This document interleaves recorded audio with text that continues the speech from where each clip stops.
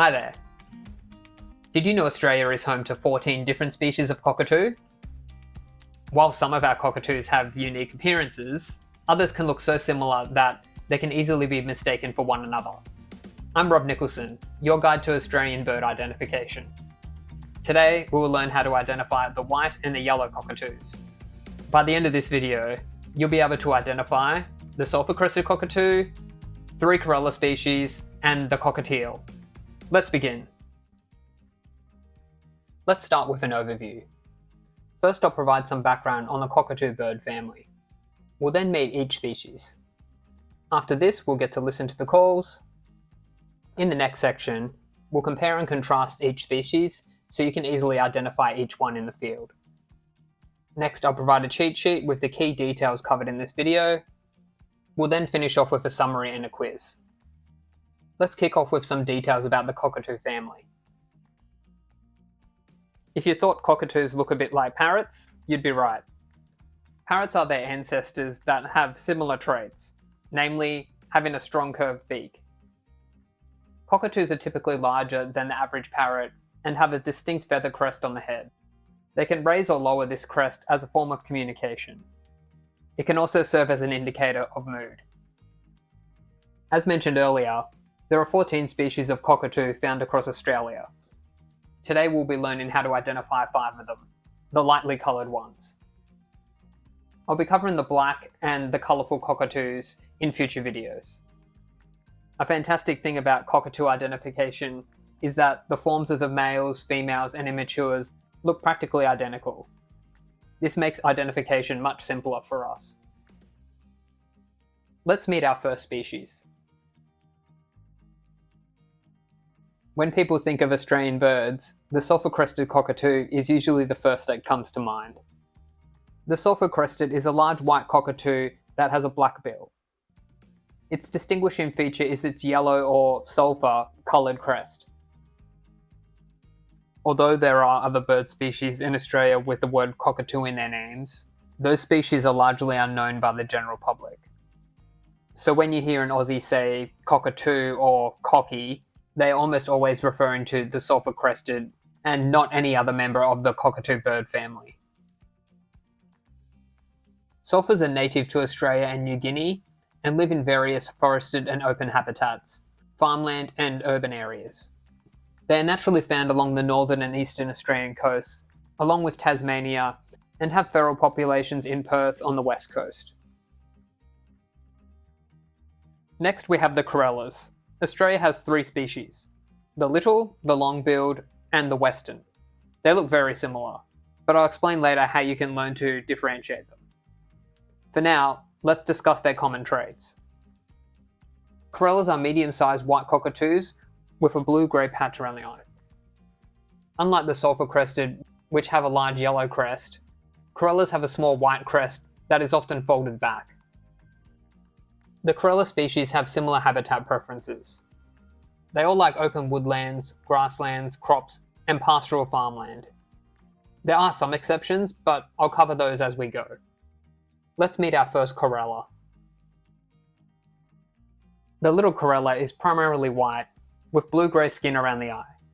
Its primary identification features are its standard cockatoo length beak and its lack of throat coloration. They may also have a flush of pinkish red feathers around the face, with concentrations around the eye and the beak. Unfortunately, the name Little Corella isn't informative. The word little refers to the size difference between the other Corella species. Want to guess the size difference between the Little Corella and the other species? It's a mere 2 centimeters. So this isn't something you're going to be able to easily gauge in the field.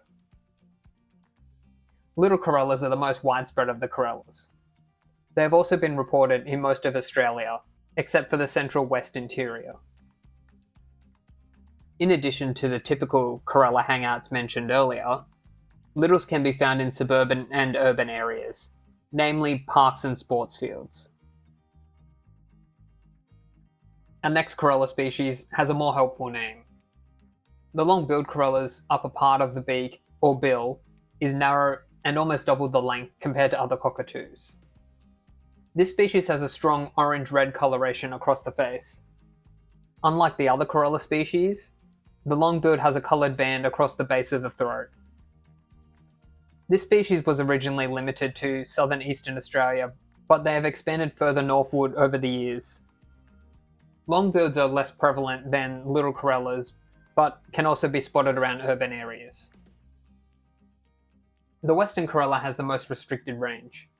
It's only found in the southwest corner of Australia, in areas surrounding, but not inside Perth. The body and plumage are practically the same as the little corella, except the coloration between the eyes is a deeper red. The bill is chunkier and longer than the little corella, but shorter than the longbill. Basically, this species looks like a cross between the two. Okay, we're done with the corellas for now. Let's meet Australia's smallest cockatoo. The cockatiel has a primarily grey body, white wing patches, and a long pointed tail. The face is a bright yellow, with orange cheek patches. Unlike most other cockatoos, male and female cockatiels can be distinguished by their face and head colour. The females are more grey in these areas, whereas the males are more yellow. Wild cockatiels can be found across most of Australia's interior, particularly in semi-arid areas such as scrublands, grasslands, and inland plains. They are nomadic and move around in search of food and water. Before we start on calls, if you've got a pet cockatiel, cockatoo, or corella nearby, try to block their ears or turn down the volume in this next section. Hearing the calls of their fellow species may excite or stress them out, with the translation being something like, "Hey guys, help, I'm trapped in here, save me, save me." Okay, sulphur-crested cockatoos give off a loud, grating squawk. Let's have a listen.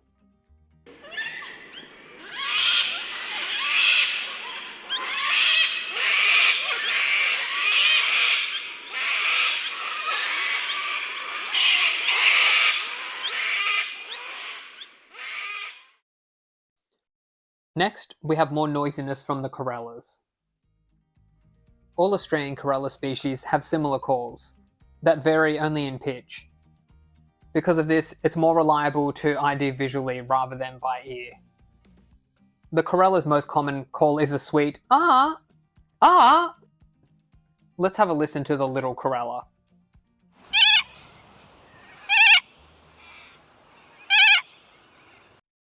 Now, the corellas and the sulphur-crested share a similar sounding squawk. You'll need to be careful not to misidentify them based on this call. So you can easily compare the difference between the two. This next track will contain the squawk of the corella, followed by the sulphur-crested.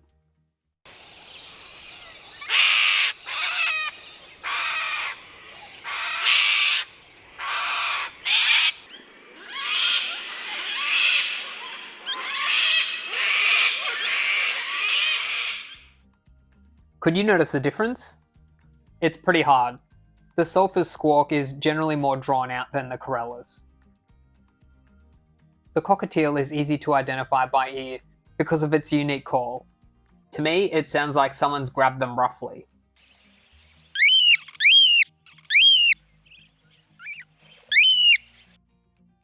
Let's move on to how to tell apart today's species. In this next section, I'll provide you with a series of attributes you can use to tell apart today's species. Because the cockatiel is easily identifiable, we'll be focusing on the harder to ID species in the following section. First, we have size. This is usually the section where I say, size isn't too helpful with identification. However, in this case, there are some significant size differences. On the right, we have the large sulphur-crested, rivaling the Australian magpie in size. Moving left, we have the corellas, which are all pretty much the same size. Lastly, we have the smallest, the cockatiel, which roughly stands about the same height as a can of Coke. Noting that these cans do vary in height depending on where you live. Though the sulphur-crested and the corellas may noticeably look different up close, when sulphurs have their crest down, it's easy to confuse them with corellas, especially in flight. So the first question we have to ask ourselves is is it a corella? So when we see an all-white cockatoo, we need to check the following. 1. A yellow crest. If the bird has one, then we know it's a sulphur-crested cockatoo. 2. A bold blue patch of skin around the eye. If the bird has this, then we have a corella species in our midst. And 3. Another point of difference is that sulphur-cresteds have a black beak, and all corella species have pale-coloured beaks. With these properties, we can tell sulphurs from corellas. But how do we go about telling the corella species apart? The first step of determining a corella species is knowing which ones are available in your area. Here's a view of the distribution side by side. Your job will be easy if it's in an area with one species, most likely the little corella. However, many of us live in areas with two species, the long-billed and the little. If you're birdwatching around Perth, you have 3 corella species to contend with. You might have noticed in the introductions that the corellas typically have facial coloration with a concentration between the beak and the eyes. This coloration varies between corella species. In the littles, this can be a reddish pink, and sometimes there may be no coloration at all. The longbills have the most noticeable coloration, varying from deep salmon pink to orange. And in the western, between the eyes and the beak is red. Face coloration can be a helpful diagnostic, but it can be challenging to apply in the field. Birds that are far away or are in poor lighting make it difficult to distinguish subtle colour variations. Because of this, I recommend avoiding this attribute in the corella identification process. One of the most solid attributes we have is bill length. This can be helpful when you have a good visual on the bird. If the bill is short, as in standard cockatoo length, then it's a little corella. If it's noticeably long, you've either got a long-billed or a western, providing you're in the right location. Unfortunately, bill length is hard to see when birds are far away or in flight. But for those situations, I have one more trick for you to add up your sleeve. The key to unlocking corella identification is to become familiar with the long-billed corella.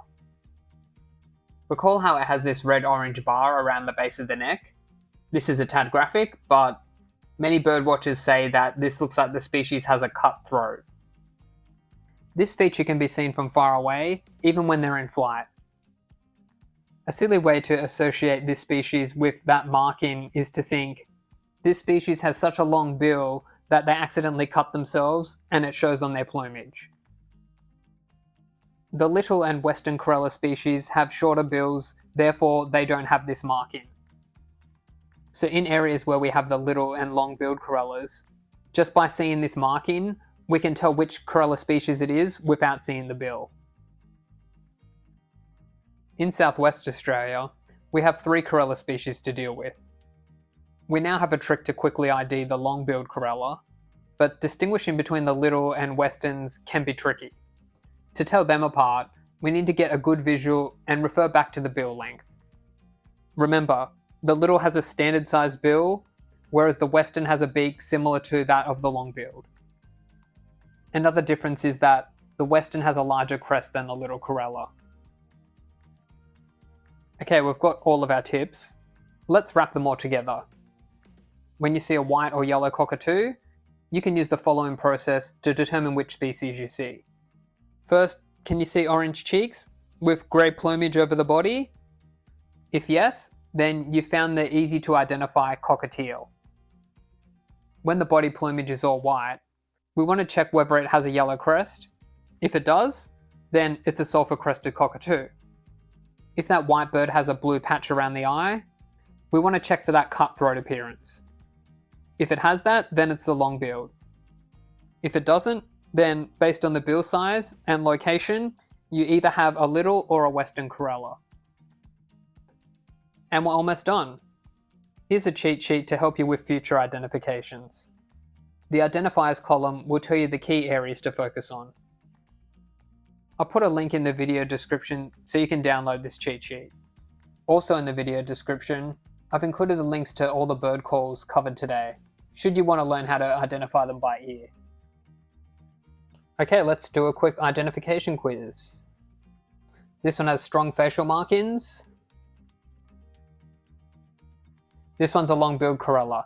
Note the really long bill and the coloured throat. Okay, next up. This one should be an easy one.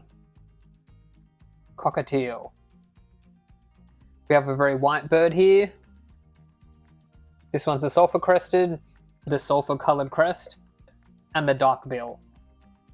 Okay, we see a blue eye patch, so we know it's a corella, but which one is it? This one's a western. Note that the crest is quite large, and the bill is pretty long. And the last one, which is probably very guessable.